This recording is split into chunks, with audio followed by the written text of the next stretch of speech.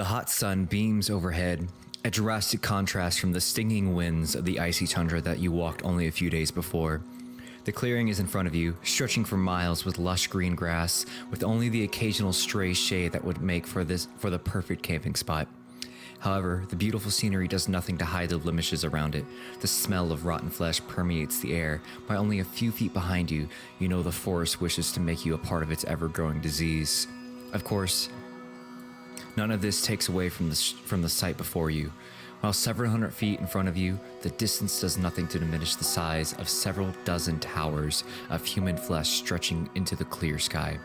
They stand lifeless, though their alternating heavy heaves show signs that they are still very much alive.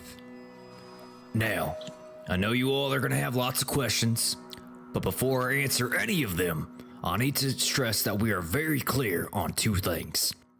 One, you will not, without any exception, go near, touch, or even put yourselves within grabbing distance of any of those creatures over there. They are completely detained right now, and as long as you don't go poking near something that you don't need to, you will be completely safe here to spot them. Two, when we get you out of here, you will not tell anybody of this camp or what is in it or us. Feel free to let the whole country know about the dangers of this forest and what the flesh can do. The more people that are afraid, the less likely they are to wander in here and add to any of our problems. Understood. Why are you so secretive about yourselves? It's not that we're secretive about ourselves, friend. There's just certain individuals that don't need to know that we're here. And you know what? That's fair. Do any of us have any insight into the flesh? Are we aware of this at all from our respective backgrounds? We're completely unaware. Right? Yeah, none of you have ever seen anything like this. Gotcha. So where does this shit come from, man? Don't know where it comes from.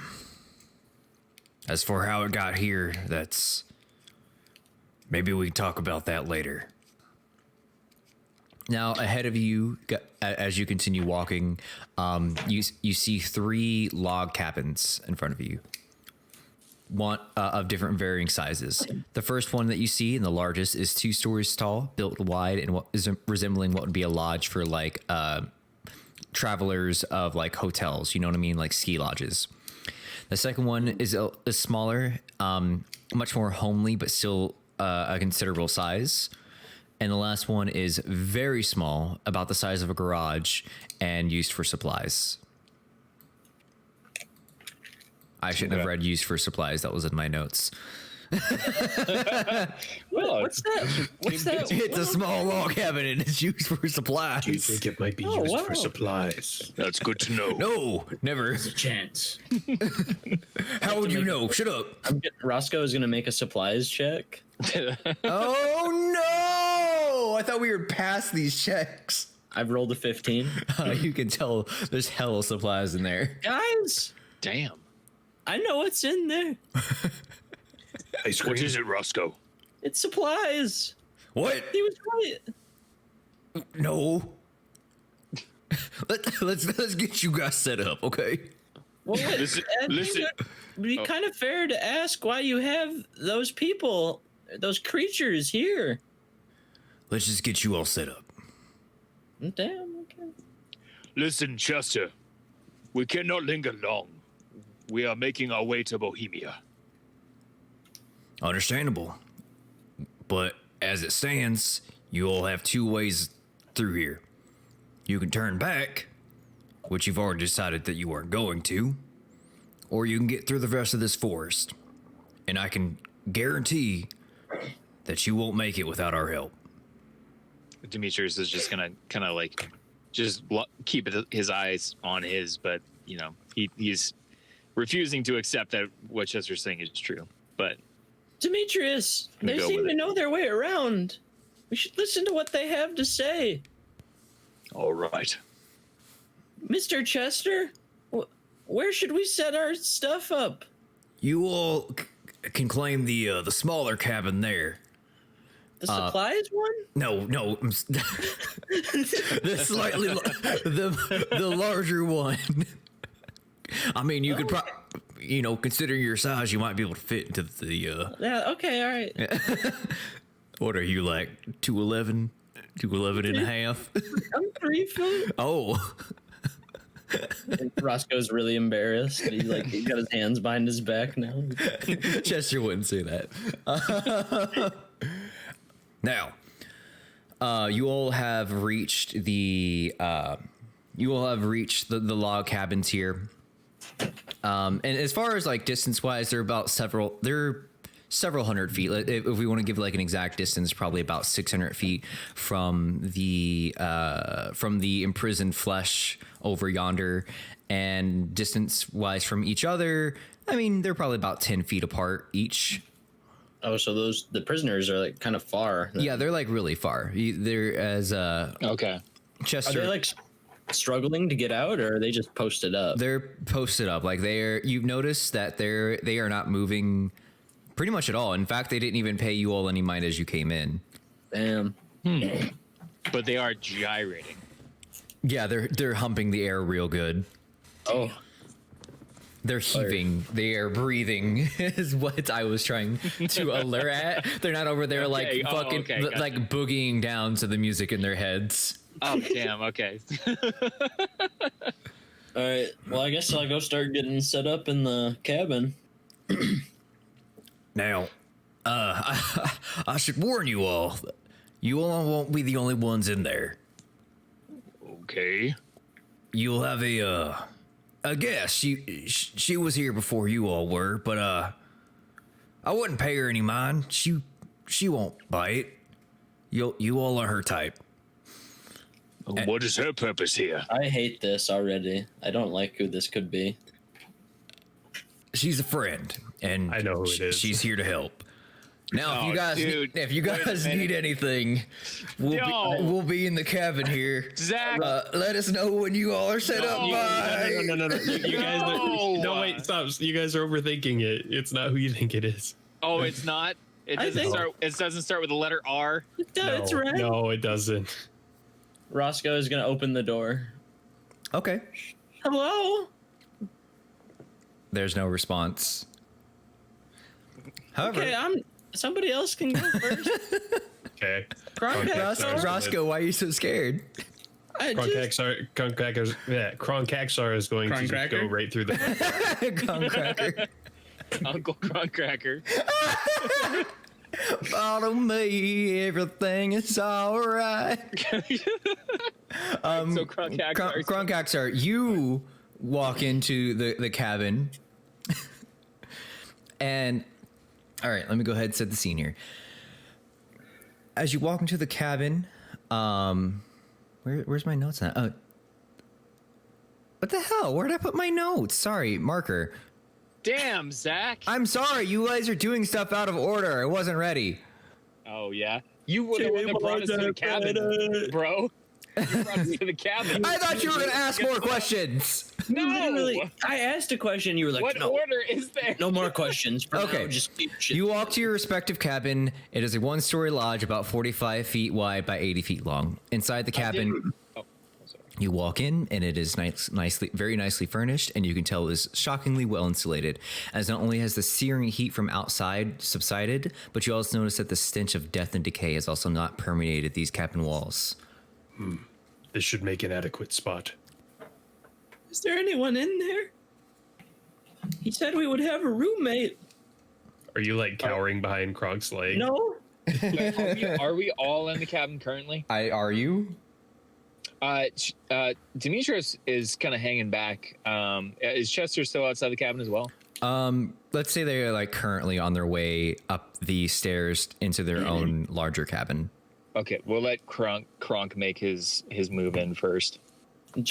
Roscoe's like pushing on Kronk's leg to go in because he doesn't want to go first. I pick up Roscoe and hold him out in front of me, Oh, and then I walk forward. it's like a Oh, hey, human shield. so not cool. All right. As you walk in, you find you do a little bit of wandering around, and you find a fully stocked kitchen, as well as 4 completely identical bedrooms with beds large enough to accommodate all of you, actually, in your own respective sizes. Of course, these are all the exact same size beds, but 4 different bedrooms, just to clear that. So that's like a massive bed for Roscoe. Yes, as far as like a king to a normal sized person, this would be like a kingdom. Wow. Kronk, Yes. I just wonder if you might put me down. I put him on my shoulder. Oh, There's nothing to fear. Shamos, what are you doing? Following. Okay. You all continue to wander through the house until you come across one bedroom in particular. As you peer inside, the most immediate thing that grabs your attention are several of the shiny black uniforms that the megalodons were wearing are hung from the bed's canopy. You can tell that they are in several different sizes, though most of them seem to be fitted for large, broad men. Your attention drifts to a leather working bench located in the corner of the room. On it are several normal leather working tools. However, alongside these tools are strange ones that you all have never seen before. Some more phallic than what you might expect a leather worker to need. Oh my God, Zach! And I need everyone. I need everyone but Demetrius to roll a perception Are you kidding me, dude? why not? What? because he's not in there. 13.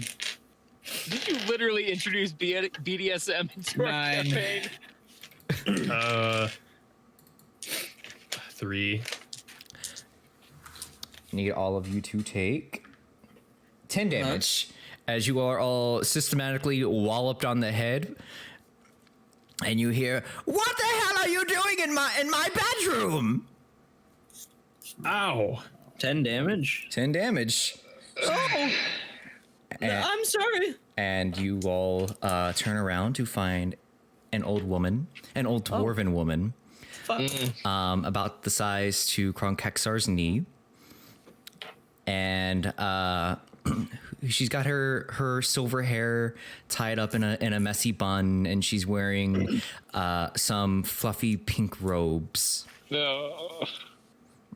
Normally, I could appreciate a group of fine studs fighting their way into the bedroom, but I could smell you from the other side of the cabin. Plus, I don't really do scales or shorties. So I'm gonna go. We're No. sorry to disturb you. Demetrius. I don't know where you're going. We're in a forest Yes. of rotten flesh. Roscoe runs to Demetrius. What's wrong, Roscoe? There was a woman and she hit me on the head. Well, I'll be. And Demetrius immediately makes his way over. What is your name, woman? Well, my name is Retin, and I can see where the smell is coming from now with old Horsey here. What is the meaning of this, old hag? Old hag, I'll have you know I was the fairest in my land, you four-hoofed little bitch. Silence!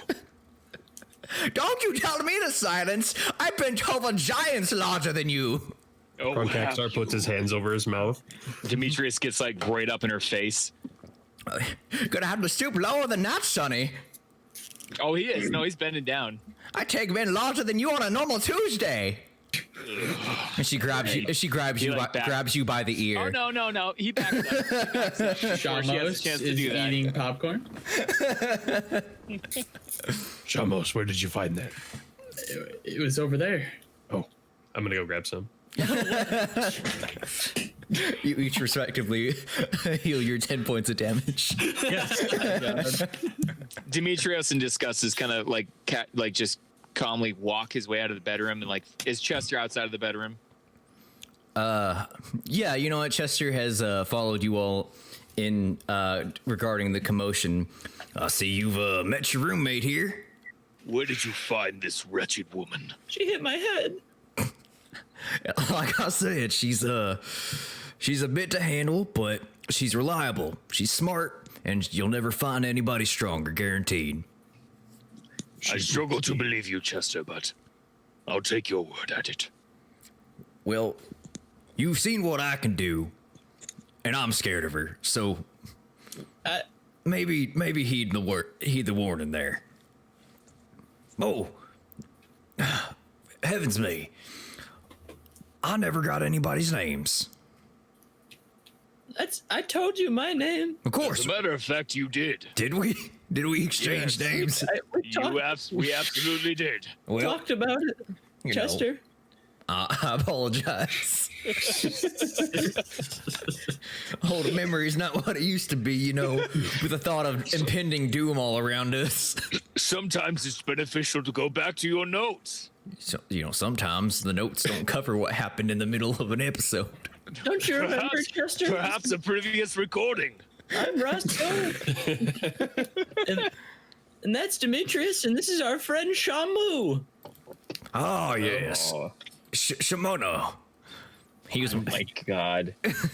I'm ShamWow. Oh my god. Ah, Shamos. He's giving Right.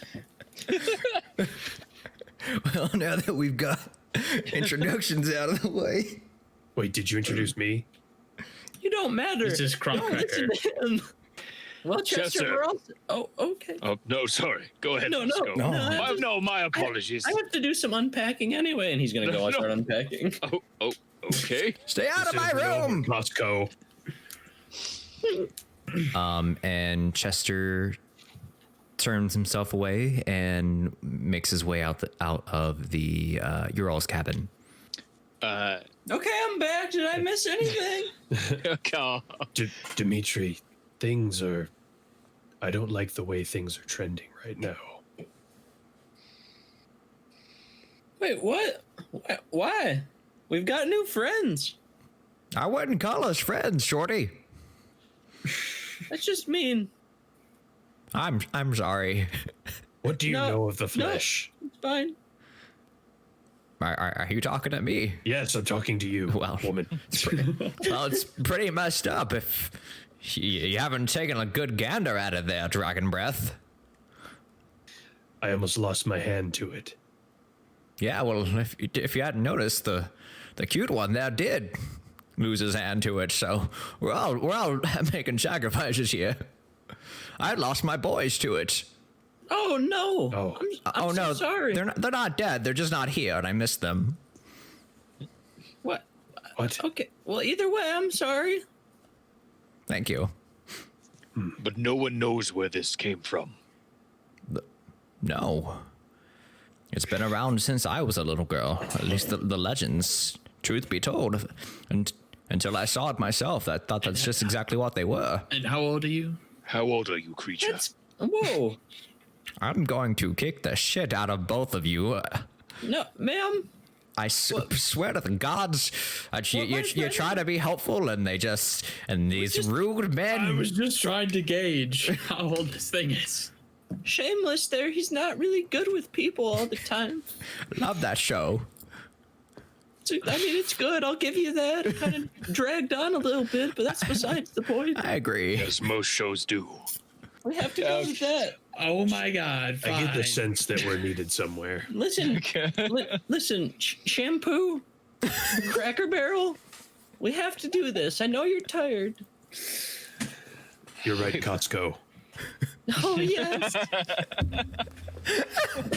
No, What's happening here? What's happening? so sassy. Everyone ate their piss flakes this morning. All right, I'm gonna go. Roscoe's gonna skip to the meeting. Roscoe, you gleefully skip your way out of the room and outside, So and happy to be away from all of those assholes. Demetrius has pulled out a tiny, I think it's like a 2x3 knitted blanket, and he just gently and very carefully drapes it out near the corner of the cabin, and that is his bed. That is his giant body lays on top of. Jesus. so sweet. Do you sure you don't want to check out the bed? I made sure that it was big enough for you. Oh no, for sure, I sure. thought there was a meeting. That knitted blanket was made for him. Oh yeah. Also, there is still a meeting. It's not like Well, Oh, yeah, Chester, no, I he's not guess go- I'm the only he's one not who going to bed. gives a damn. He's not going to bed. He's just setting it up. got it. Yeah. Anybody else going outside? I'm at going the to wherever the meeting, meeting bro. is, yes. Okay, really quick. So as you all step out, I want to go ahead and paint you all take one final gander over at the the towers of flesh, and you see several dozen of these giants, like I said, kind of just reaching up toward the sky, not their arms or anything, just how absolutely massive they are. And there's just no expressions on their face, but one that catches your eye once again is a much smaller, normal sized, flesh covered being. And at the more you look at it, the more odd it seems, and it becomes apparent that this is no normal human. In most ways and forms, it looks to be identical to these flesh giants, minus the size, except for its horse-shaped head. Wonder what that is. I wonder if they've tried giving the water to these beings. It seems that they are too far gone. He did say it only worked for a short duration. Right. Maybe there is course. still yet a way to save them that we do not know of. Well, I think we should meet with Chester. Let's move. Right. As you walk in, once again, this cabin is about twice the size of the cabin that you were in. Imagine a double stack of your cabin, and that's what this is. You see that this cabin is very similarly decorated and furnished, with a few mementos that stick out, such as a single forest green gem that hangs above the fireplace. In front of you, in the main lobby here, you find the Megalodons sitting at a long, polished dark wood table. In the center lies what seems to be a map and several wooden figures that seem to be used as markers and indicators. We were wondering if you were going to show up. It's only been a few minutes. Goodness. It's been longer than that. we heard your whole ordeal with Rin. Yeah, that You she's put kind of us. something. You put us in that cabin with that magic creature. We like to have fun around here. So, Chester, what did you want to talk with us about? Well, I wanted to talk about getting you guys through this forest. Safe and sound. And we also have a request. Now that I feel we can be mutually beneficial. Roscoe's gonna look at Demetrius and be like, dude, he's so gonna say what I was saying, man. You're wise beyond your years, Roscoe. Now, I understand one of you has some experience with the river Styx. Is that right? That would be me. Now, I'm sure you understand the troubles that come with that. And I'm sure by this point you all have approached the table and have gathered around it as well. Yes. Yeah. I'm standing on a chair. Do you just plug your nose for that voice? I do. Okay. Also, Tim is also standing on a chair, so when you stand up on the chair, Roscoe, his eyes kind of light up a little bit. I'm gonna give him a nod. Short King. I was gonna short king, baby. Anyway, now to get back, I once again get back on topic. I'm sure you're well aware of the dangers that come with the water of the river Styx. However, we have let's call her a special contact that has a way and almost a life connection to those waters. She currently resides in the cave, Wave Echo Cave, which, once again, I'm sure you're aware of, considering the circumstances and your destination. Now, our current supplies are low, and it is a very long trek, and it's not a trip that we can make without leaving our valuables, let's call them. Nor do we want to risk any of the flesh escaping the forest. That's what we're here for, not only to secure, but to contain what we currently have. Now, I'm sure you can see where we're going with this.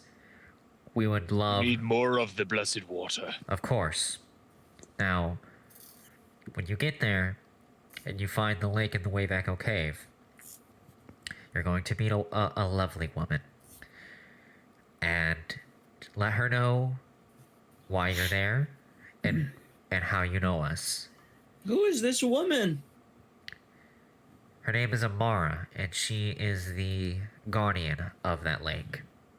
Oh, She, Right. more than any other, has a connection with the River Styx, outside of maybe Styx herself. so she's just gonna let us take the water, though? She's gonna give you as much of it as she can. Oh, okay. She must understand the stakes of the flesh. I think you mean the sticks of the flesh. Haha! And he Goes for like a high five. I mean, Roscoe's gonna try, but I just don't think We're both. They're both like way too short, but you kind of like air five, yeah. I kind of nudge Roscoe while he's standing on the chair. Did you just see Pillsbury Doughboy? Almost rolls his eyes.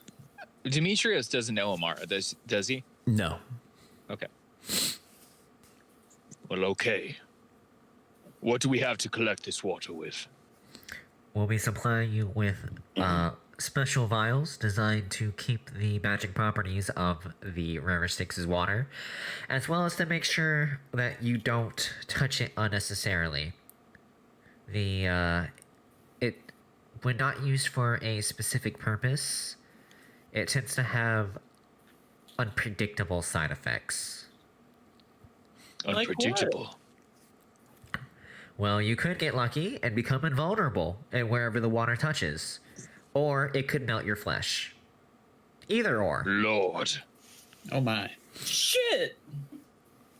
Now, I can't wait to try it. I highly recommend not. Roscoe's excited as fuck. of course, we still hold up our end of the deal. We get you through these woods safe and sound. Okay. How do we get? Wait, so are you gonna come with us to the lake? No, we have to stay here. We're ju- But how, We're just getting you through the other side of the forest, where it's the most dangerous. so do you want us to just come back here after everything and? They'll meet us, and we'll bring them the files as we return to the edge of the forest. Exactly. We're putting our trust in you. Something that we don't have a lot of. I understand. Well, I think it's fair that we give you some information about us. Inform away. Well, I don't know. It's just maybe I shouldn't be the one to share it. Dimitri, you might be better, but No. Roscoe, you put yourself in this position. You should see it through. it's just that we're going to help somebody, and I don't want to commit to giving you this water. Well, we're going somewhere dangerous, and I don't know if we're gonna make it back. No. Of course we will. Of course. I'm just saying. Listen, what my friend Roscoe was trying to say here is that I have a very dear friend, and it now lies in the very bowels of Hades, suffering. He does not deserve any place in any corner of that realm. And we are to go and rescue him, because he is my brother, my family, and I will lay down my life for him. My friend, you have found a group that knows that better than anybody else. I, as well as every other person in this room, every other person a part of the Megalodons, would gladly die before each other without a second thought. And we all know loss.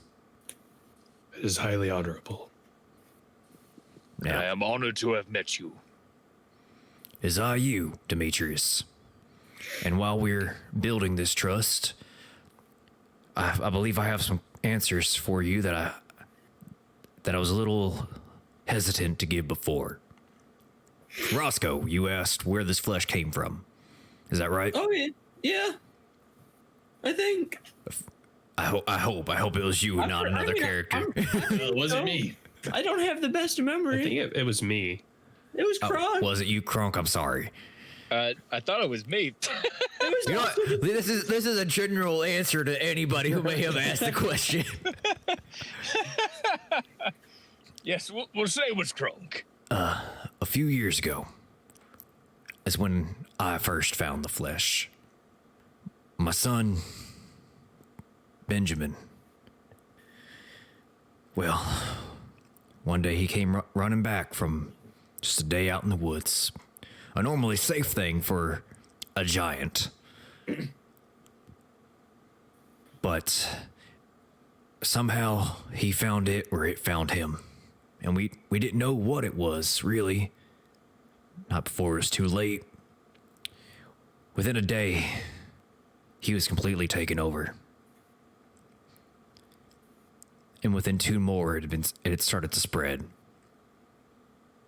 Now, I'm not sure how familiar with the flesh you all are, but legend has it, or legend had it, if you kill the source of the flesh, then all of those infected by that source will be cured. Let me go ahead and tell you that's not the truth. You killed the source? Oh. So how do we beat it?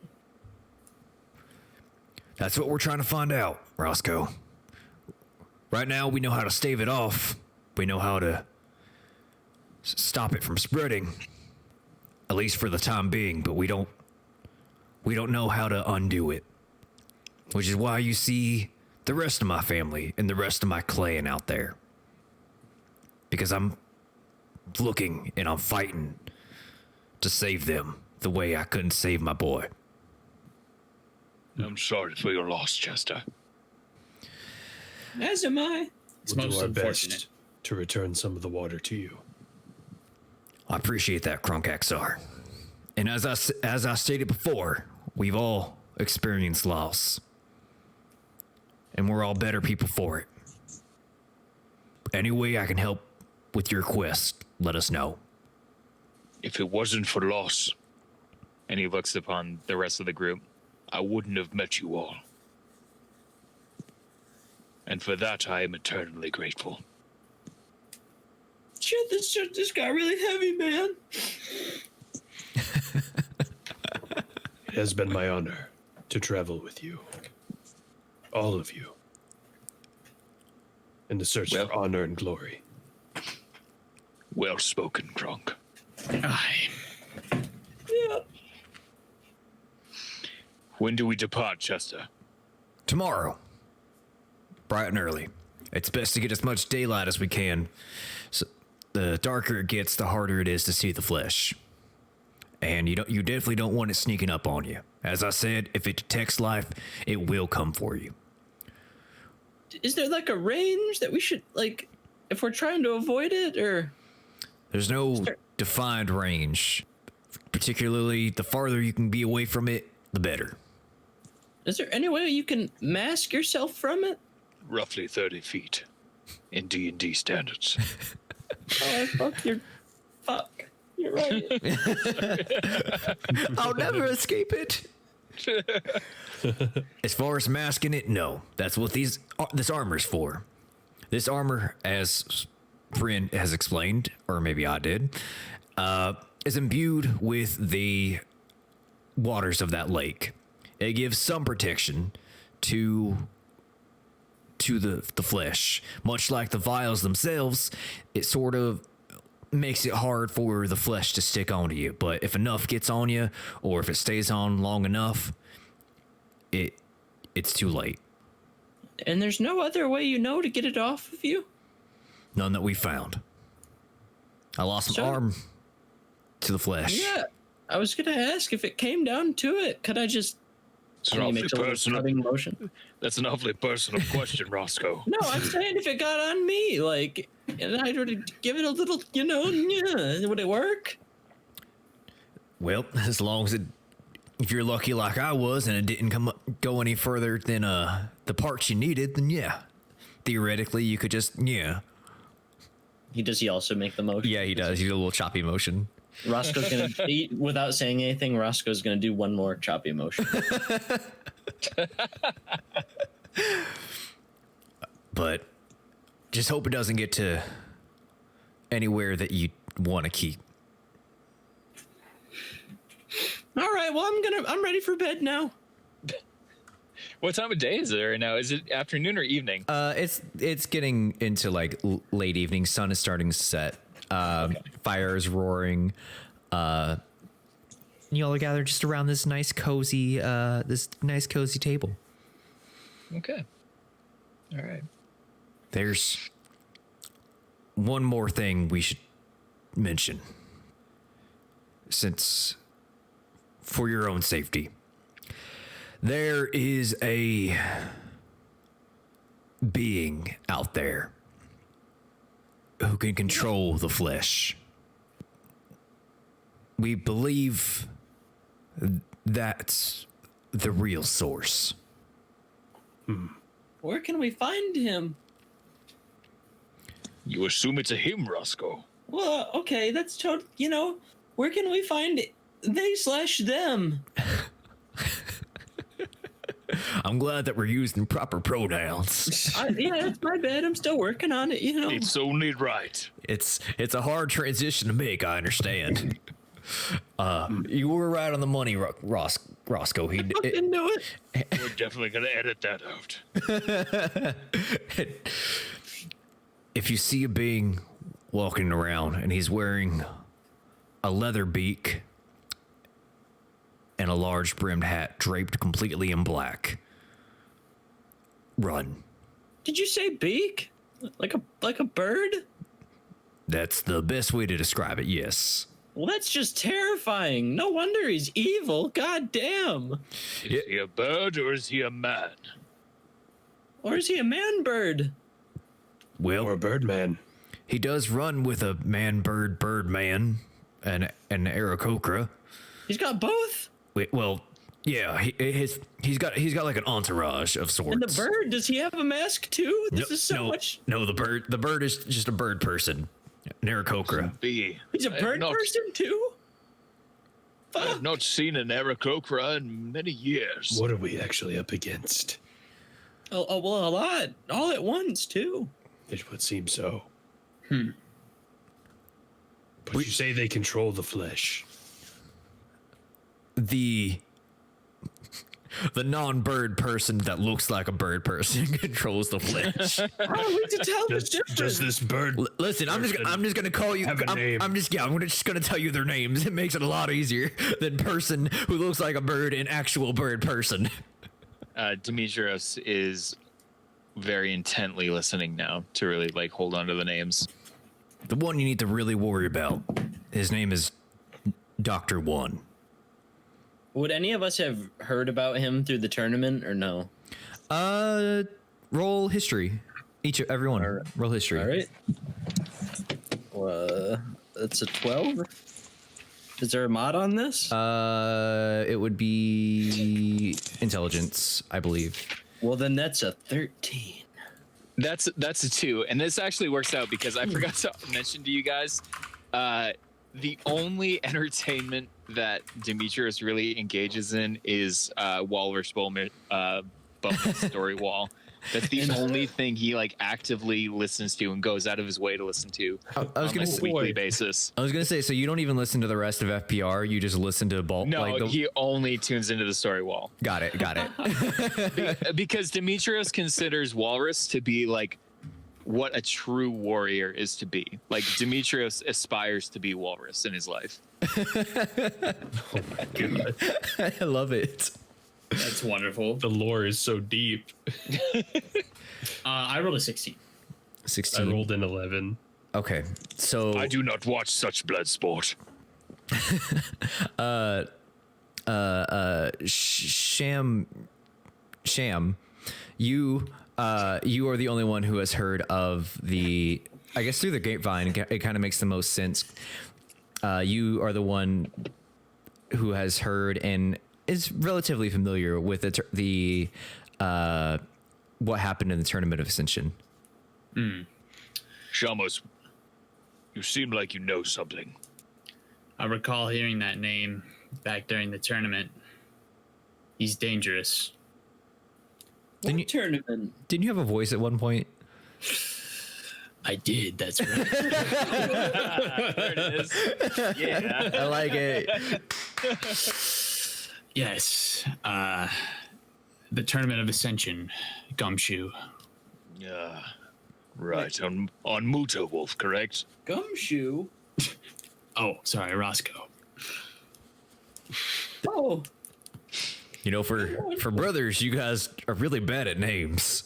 What is this? He's dangerous. What is this tournament? It sounds like something I should be fighting in. It's a tournament with people and they fight to the death, and yeah, it's pretty much I would like to sign up.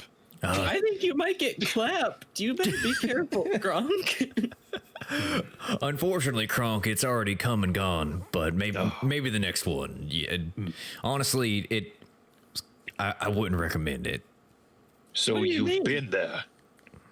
I was part of it. All of us no were. way. So Did you face this man? I did. That's how I lost my arm. no. Fighting him. I didn't stand a chance. Even in my giant form, I've never in my life felt weak. But in that moment, staring him down as he dismantled me without a single step, I felt fear for the first time in my life. Maybe the second time, considering I had to kill my son, but you know what I mean. This is kind of doing it for Demetrios. Regret. Like he's getting pretty stoked on like potentially son. pissing off such a villain. Anyway, Chester, Anyways, yeah. I just wanted to say that I was already inspired going into this thing, but I'm like double inspired now. And well, I can't speak for them, but I'm going to do what I can to help you guys. Then we need to get you suited up. Oh, And then there's a wonderful montage. Yeah, montage. And it's like you all putting on these sleek leather suits. Well, first off, you like bust the door open to your cabin, and Rin's there, and she's already got like armor like ready for you, and she tosses it to you, and she gives a thumbs up, and then it cuts to you like different parts of your all's body as like Roscoe shoves one arm into a sleeve, and then Shamos pulls one leg up, and then you see Krunkaksar like tightening it around his neck, and then you see like Demetrius like really trying to struggle to get over his horse legs. Yeah. And then it cuts to you all back again, and you're all well fitted in these shiny black leather suits. we got dressed before bed. Oh right. Well, we had to make sure they were fitting. And we all pose. Yep, and pose. And that's the end of the montage theme right there. It's also the end of the scene. Oh. Woo!